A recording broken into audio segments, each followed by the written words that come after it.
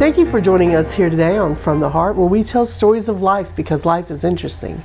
Today I have Miss Melody with me. Thank you for joining me. I'm glad to be here. Thank you. Good. I'm so glad. We're going to be talking about Oxford Film Fest. But first, tell me a little bit about you. Sure.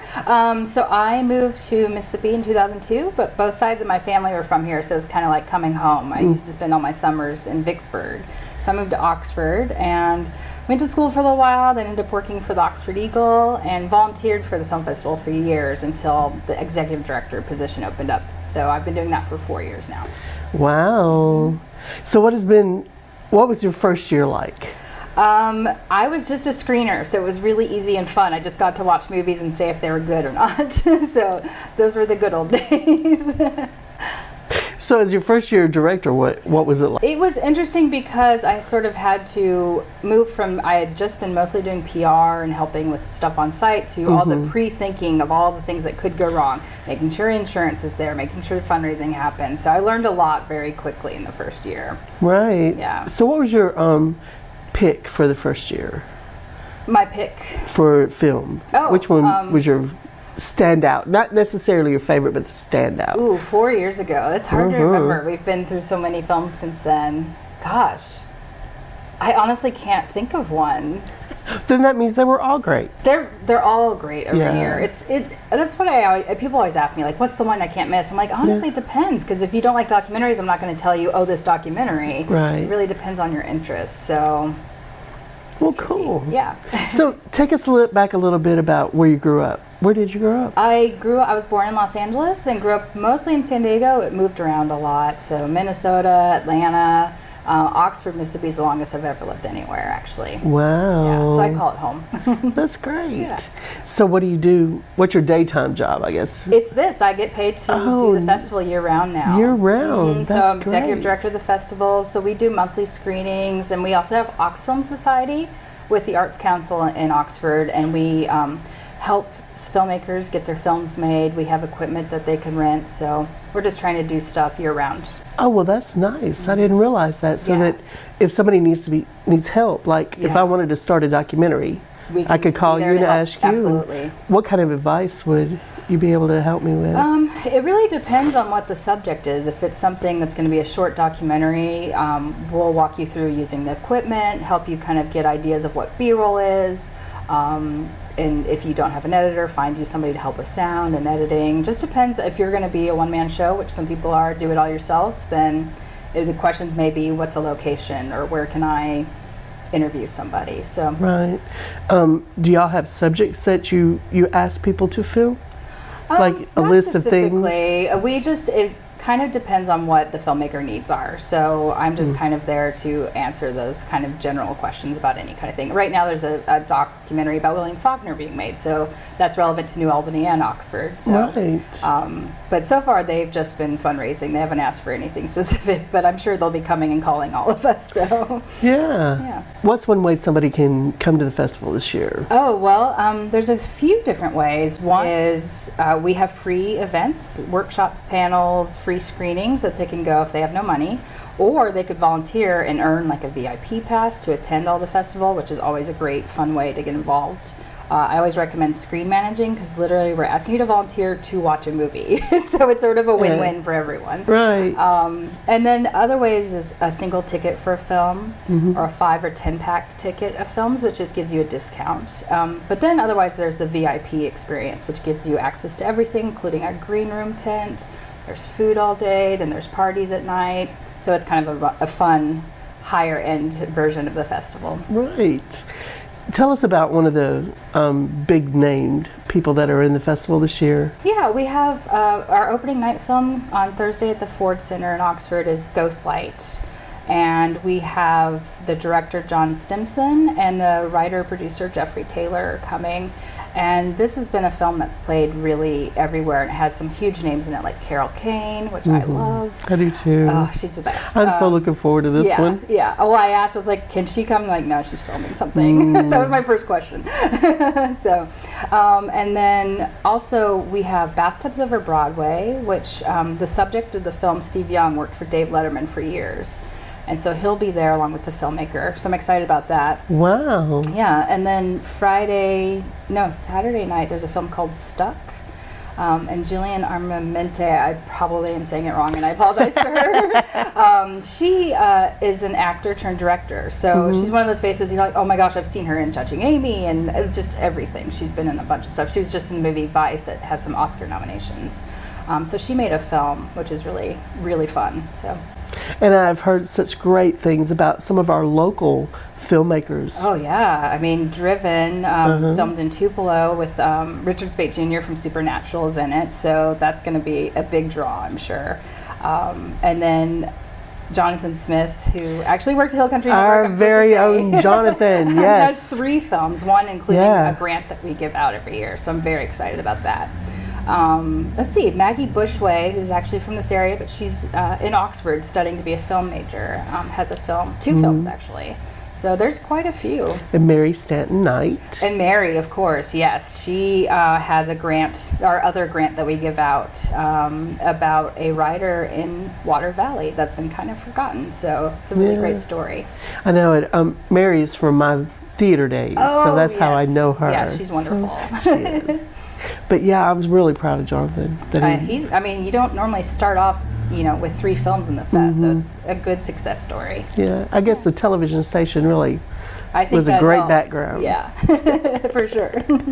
So tell us a little bit more about the workings of the festival. Yeah. You're going to arrive on, what's the beginning day? Yeah, so it's a 5-day festival, February 6th through 10th. February 6th, which is a Wednesday, is a free community film evening. In fact, Jonathan has a couple films, as does Mary, in that block. And that is just a variety of up-and-coming filmmakers. We do a summer kid film camp, and so their films premiere that night. Oh, wow. And then a party. And then this year, we have a live score of a documentary about a punk band called Negro Terror. Oh, yeah. Jonathan was telling me. Yeah, that's going to be super exciting. So tell a little bit about that. Yeah, so it's a band out of Memphis, but the filmmaker actually works at Ole Miss now. And so we're going to play the film, and it's designed to have them perform in front of it. So they'll be rocking out while you're watching this documentary about them. It's going to be very surreal. So sounds really cool. Yeah. And then Thursday, we start with an experimental film block and an art show. Midday around 1 o'clock, and then our big opening night is, of course, at the Ford Center with Ghostlight that evening. And then Friday through Sunday is just a bazillion things happening from 9 a.m. until midnight, so it's busy. And for those of you that don't know, Hill Country Network has decided to be a part of the film festival. So we're going to be there, and we're going to be interviewing some of the filmmakers and some of the people starring in them. So we'll look forward to this. It's going to be a great series here on Hill Country Network. Absolutely. And we just had that movie Stuck. There's a short in front of it called Trying to Find Me. And the director, her name's Dominique Tipper. She is a star of The Expanse, so I'm a big sci-fi nerd, so I'm very excited she's coming. So that'll be a big celeb block for sure. Yeah, that'll be great. I'm looking forward to talking to these people. Oh yeah, they're all so lovely too, so it's nice. I bet they are. I bet they are, because you have to be approachable to be able to get your ideas across. I think so, yeah, because you're not, as a filmmaker, you're not just selling your film, you're selling yourself. That's right. That's right. So, and then Sunday morning we have... Dora Jar, the M.B. Mayfield story, which is the Ecru artist and has a fascinating background and tie to the university. So I'm very excited about that. We also have Southern Pride. So if anyone is familiar with Small Town Gay Bar, which also involved, I think it was Rumors, the one in Tupelo that used to be here that it no longer is. He made a documentary about that, and he sort of revisits Mississippi and looks at gay bars and how it's changed in the Trump era, which is interesting for sure. Y'all have an awards ceremony? We do. It's Saturday night, so we will be announcing all the winners that evening, and then replaying anything that won on Sunday. So while there is new stuff happening Sunday, there's also replays of all the winners. So if you're just not sure which shorts blocks to go to, it's always easy just to go to the shorts winners, and you get a highlight of every kind. Right. So that's a nice way to do it. Or if you miss the Mississippi feature winner, you can go see it. So it's nice. Okay, Wednesday we're going to be at Powerhouse. The Powerhouse. Thursday we're going to be at Powerhouse during the day, and then Ford Center on Thursday. Yeah. On Friday? Friday through Sunday is Malco Commons. Now, unless you're going to the Kid Film Festival, which is on Saturday only, and that's at the Oxford Conference Center. And where's the Oxford Conference It's Center? right across the street from the Commons. It's all right there Okay. together, so pretty close. Okay. Yeah, they're all off CISC for those who know Oxford. Okay. Those of you that don't, what number can they call? 877-560-3456, or our website has addresses and everything that they need, so either way. Okay, good. Say somebody goes to the festival and they decide, I'm going to do this. How do they get involved?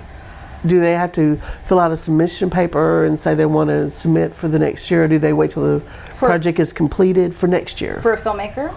Yeah, we open our submissions in the summer on a process called Film Freeway. And so they can submit their film that way.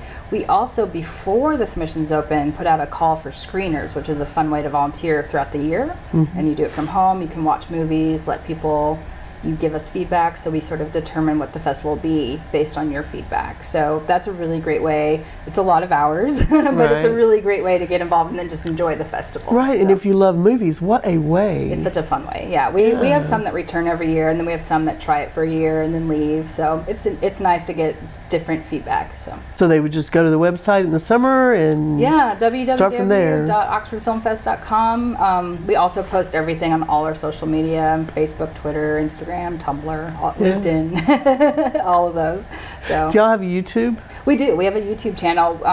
All we do mostly on that is put trailers of the films or videos that we take, like we film our panels and things like that. So. Oh, that's nice. Yeah. That way, if you happen to have to miss one because you're going to go see a film, yes, you can catch the panel. We also because I know that sometimes you have to stack. Yeah. But we also live stream the panels. So if you just can't make it, say there's a storm or something, you can't make it to Oxford, you can go onto our Facebook and watch our live stream of our panels and get a little mini film school for the weekend. Oh, that is fabulous. Yes. I mean, because people don't realize how much it takes, you know, from setting up the cameras to the lighting, which... Oh, sure. There's a lot. There's a lot. And a lot of people don't realize how important sound is. It is, very. Yeah, we try and educate every year, so. Okay. Yeah. If you had a piece of advice to give our listeners, what would it be? I always recommend this for any film festival, not just my own, to make a plan A of what you definitely want to see, and then a plan B in case you get caught away talking to somebody or getting busy at a party or something and miss something. Always have an option. So like, I really want to see this, but if I can't see it, I'll see this one. And that really helps lower the stress at a festival because it's all day and it's constant. And so instead of trying to figure it out as you go, it's sort of use the program schedule that we have online and sort of build your plan A and plan B. I know I took my schedule and I put a dot by all the ones that I've got tickets to so that I'll make sure that I'm where I'm supposed to be. Yeah, well, and our new ticketing system is great this year. It's called Eventive, and if you put your cell phone in when you pick your tickets, it'll remind you, hey, you have a movie coming up in an hour. So that helps me because I get distracted at film festivals. So I was like, oh yeah, that's right, I'm supposed to be here. That's awesome. Yeah, it's great. Thank you so much for coming in and talking with me. Thank you for having me. I really appreciate it. I'm so excited to have you guys on site during the Film Fest. Yeah. Look for our big rooster for Hill Country Network, and we have stickers we're going to give out this year. I love it. So, yeah, Jonathan said everybody loves stickers. So they do. Yeah. That's great. Well, good. Thank you for having me. Thank you for coming. And thank you for joining us here today on From the Heart, where we tell stories of life because life is interesting. We hope you'll join us next time.